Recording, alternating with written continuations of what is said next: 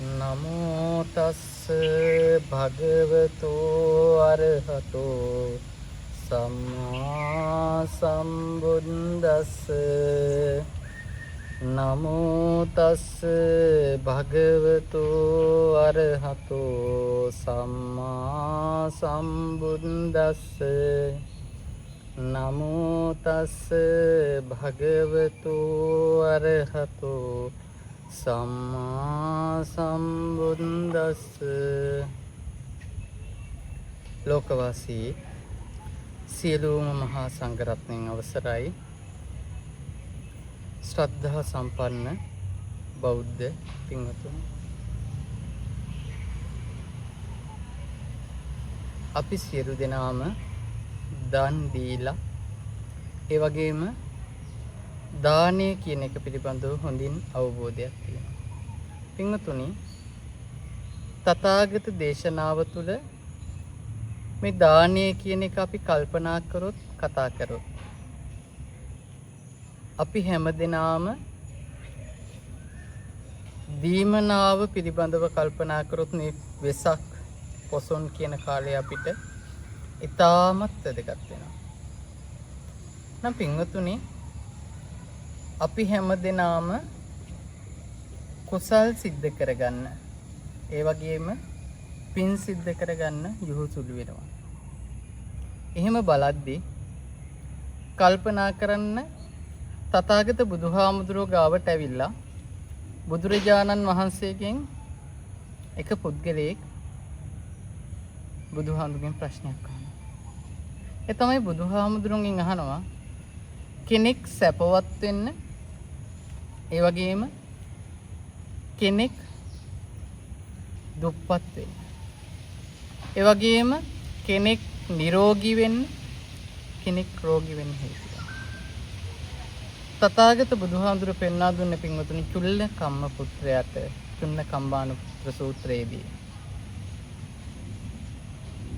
කම්මං සත්තේ විභජති යදිදං හීනප්පනිතං.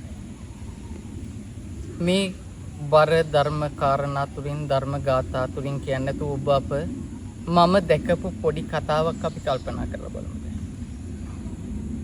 මගේ අම්මලා තාත්තලා අයියලා අක්කලා මෙතන ඉන්න මේ හැමෝම දරුවෝ අපි හැමෝම දැකලා තියෙනවනේ වෙලාවකට ගොඩාක් ධනෙ තියන අය අපි අතර ඉන්නවා. නිරායාසයෙන් ධනෙ ළඟ තියන අය ඉන්නවා. ඒ වගේම වෙහෙසිලා ධනෙ උපේන අය ඉන්නවා. ඒ වගේම ධනෙ නැතිව ධනෙ සොයමින් දුප්පත් වෙන්න අය ඉන්නවා. ඒ වගේම අපි වගේ අයත් ඉන්නවා. ඒ ඔක්කොම අතහැරලා කල්පනා කරන්න, සමහරක් වෙලාවට හොඳ මුදල් තියෙන හරි මුදල් නැතුව හරි සමහර තැන්වල සමහර බල්ලෝ එහෙම ඉන්නෝ වෙලාවට බෙහෙත් ටික දෙන, එයාට වෙලාවට සේවකයෙක් ඉන්න වාහනෙන් ගිහිල්ලා බෙහෙත් ටික අරගෙන ඒ බෙහෙත් ටික වෙලාවට පොවන්න පවා කටයුතු කරන අය ඉන්නේ. හැබැයි මේව දැකලත් අපිට හිතන්න දෙයක් තියෙනවා. ඒ වගේම තමයි උපතින්ම අත් දෙක නැතිව, ඒ වගේම උපතින්ම අපි අතර අන්ධ ගොළු බිහිරි මේ විදියයි ඉන්නවා. හැබැයි මේ හැම දෙයකම කර්මය කියන එක, අපි කරන පින පව කියන මේ දේ අපිට එනවා කියන එක අපි හිතනවා. නිසා පින්වතුනි, මේ ජීවිත ගමන තුල සංසාරේ අපිට මේ කුසල් සිද්ධ කිරීම නිරායාසයෙන් අපි සිද්ධ කරගත යුතු, සිද්ධ කරන්න ඕන කාරණා. එනිසා අර මම කිව්වා වගේ එහෙමනම් අපි කල්පනා කර යුතු කාරණාව තමයි අපේ අර සතෙක්ට අර විදියට සැප ලබන්නත්, සමහරක් අයට සැප නොලැබෙන්නත් හේතුව මොකද්ද? අර බුදුහාමුදුරු විදියට කම්මං සත්තේ විවිජිත, අපි කරපු පෙර කරගන්න සහ මේ කරගන්න කාරණාව.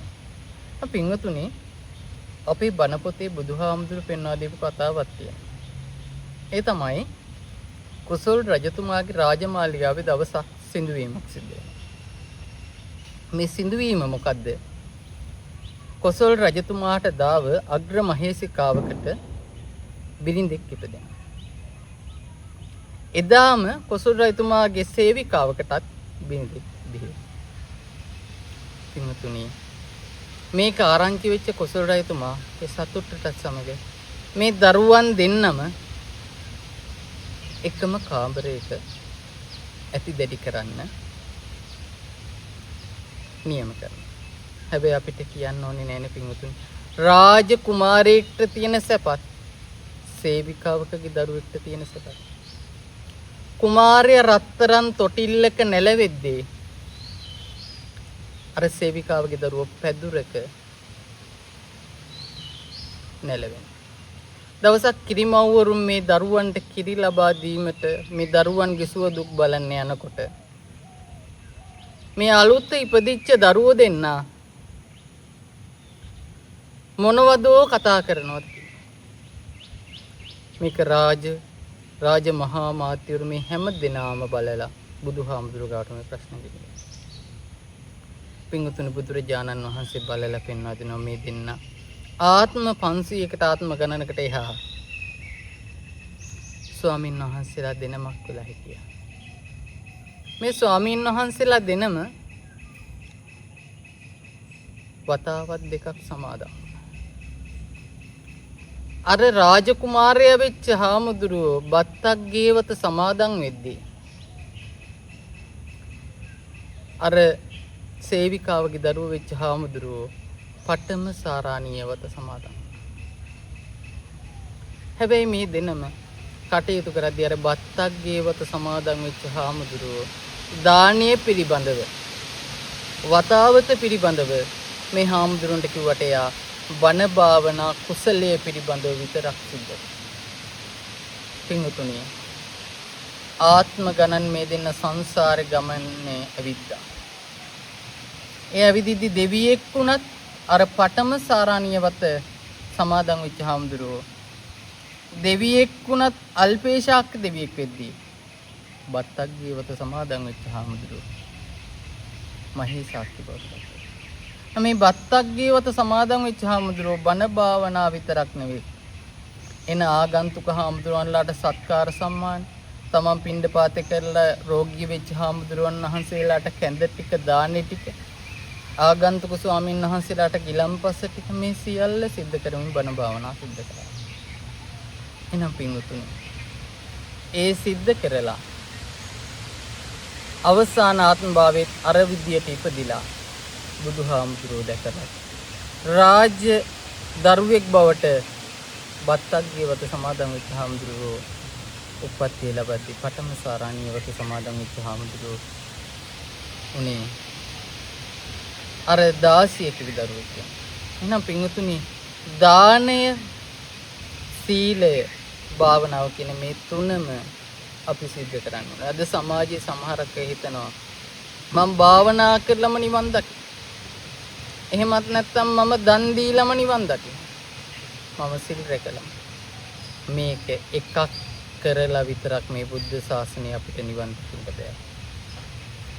එහෙනම් අපි කුසලය කියලා කියන්නේ ධර්ම අවබෝධයත් සමග දන් සිල් භාවනා කියන මේ ත්‍රිවිධ පුණ්‍ය ක්‍රියාවන්ම සිද්ධ කරමින් ජීවිත ගමන මේ සංසාර ගමන කෙටි කරගන්න කටයුතු සිද්ධ කරනවා. එනිසා අපි නිරන්තරයෙන් බුදුරජාණන් වහන්සේ පෙන්වා දුන්න මේ ගමන යද්දී අපිට වැදගත් වෙන මේ කුසල ධර්මය සිද්ධ කරමු. එහෙනම් දානය සිද්ධ කරනවා වගේම කර්මය කර්මඵල අදහගෙන ගුණ ධර්ම ටික පෝෂණය කරමින් කටයුතු සිද්ධ කරන්න අපි කල්පනා කරන්න ඕනේ. සෑම දිනාටම මේ උතුම් ධර්ම අවබෝධය තුලින් සංසාර ගමන ඉක්මන් භවයකදී පැතූ බෝධියකින් නිවන් දකින්නටම හේතු වාසනාම වේවා.